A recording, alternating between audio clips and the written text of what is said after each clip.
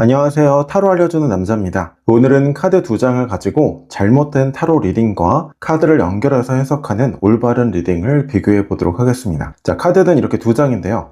카드에 좋고 나쁜 이미지로 해석을 하려고 하면은 뭔가 안 좋은 상황 같은데 이렇게 생각을 하기 쉽습니다. 하지만 왜 안 좋은지 설명하기가 어렵죠. 그래서 결국 잘 안 될 것 같아요. 안 좋은 것 같아요. 같은 말만 반복하게 됩니다. 그러다 보면은 왜 나는 풍부한 해석을 못하지? 스스로 자책하는 경우도 생깁니다. 자, 이번에는 키워드로 한번 해석을 해볼게요. 소드 4번의 키워드는 휴식, 안정, 재충전, 침묵, 재정비, 휴가, 회복기, 잠시 멈춤, 재계획, 문제를 내려놓음, 상황 관망 등등입니다. 죽은 카드의 키워드는 끝맺음, 종료, 변화, 전환, 재탄생, 새로운 시작, 이별, 정리, 재출발, 과거 청산, 환경 변화, 변화 수용, 성장통 등등이 있습니다. 자, 이제 이 많은 키워드들 중에서 두세 개를 골라서 연결을 해야 됩니다. 대충 말이 되는 것 같기도 하지만 또 어떤 때는 내가 키워드를 덜 외웠나? 아직 내가 모르는 키워드가 많아서 해석이 안 되는 건가? 해석이 안 되는 경우가 훨씬 더 많습니다. 그래서 마지막 카드의 키워드 중에서 적당한 것을 골라서 말하는 방식으로 리딩 습관이 고착됩니다. 결국 유니버셜 웨이트는 안 맞아, 타로는 너무 애매해, 이런 결론에 도달하게 됩니다. 하지만 올바른 방법으로 리딩하면요 훨씬 더 쉽고 간단하고 명확합니다. 먼저 소드 4번을 보겠습니다. 인물이 갑옷을 입은 채 누워 있는데요, 원래는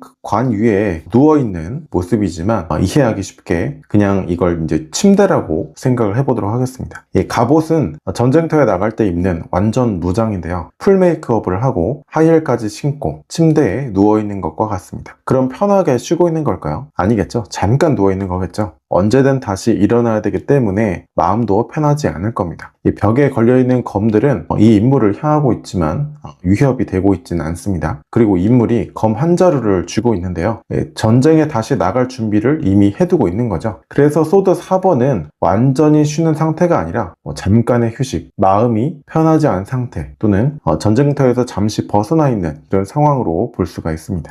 이 소드 4번이 무슨 의미였지? 이렇게 키워드를 떠올릴 필요가 없는 거예요. 다음은 죽은 카드입니다. 해골 기사가 오고 있고요.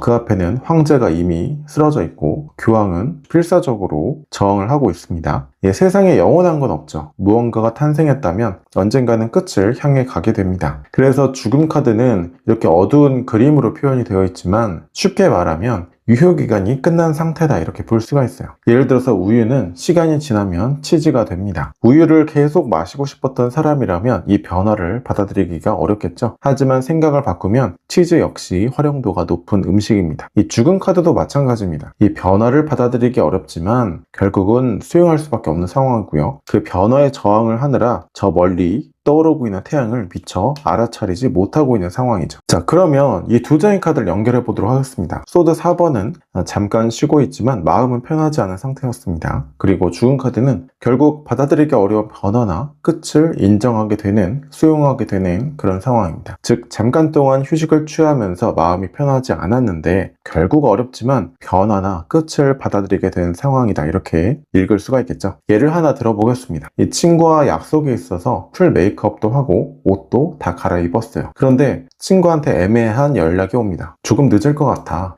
그래서 침대에 잠깐 누워있지만 혹시 잠들면 안 되니까 마음은 계속 불편해요. 그러다가 연락이 다시 옵니다. 미안, 오늘은 약속 못 갈 것 같아. 처음에는 받아들이기 어렵습니다.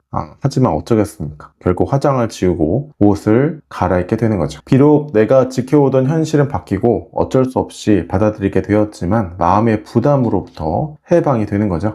물론 마음의 부담으로부터 벗어난다는 것은 카드 두 장에 직접적으로 드러나 있지 않습니다. 하지만 카드를 연결해서 해석을 하면요, 여기에서 느꼈던 이 마음의 부담, 불편함을 여기서 내려놓게 되기 때문에 이렇게 추가적인 정보도 알 수 있게 되는 거죠. 중요한 것은 키워드를 많이 외우는 게 아닙니다. 또 그날그날 나의 컨디션과 감, 에너지에 따라서 카드를 직관적으로 보고 또 못 보고 그날의 컨디션에 따라서 달라지는 것도 아니에요. 카드 속 그림을 보고 그 상황을 하나의 이야기처럼 이해를 하고요, 또 연결하는 게 중요합니다. 타로는 키워드를 조합하는 게임이 아니라 카드와 카드를 연결해서 그 하나의 흐름을 읽는 과정이에요. 이 흐름이 익숙해지면 두 장뿐만 아니라 3장, 5장, 10장의 카드도 자연스럽게 연결해서 해석할 수 있게 됩니다.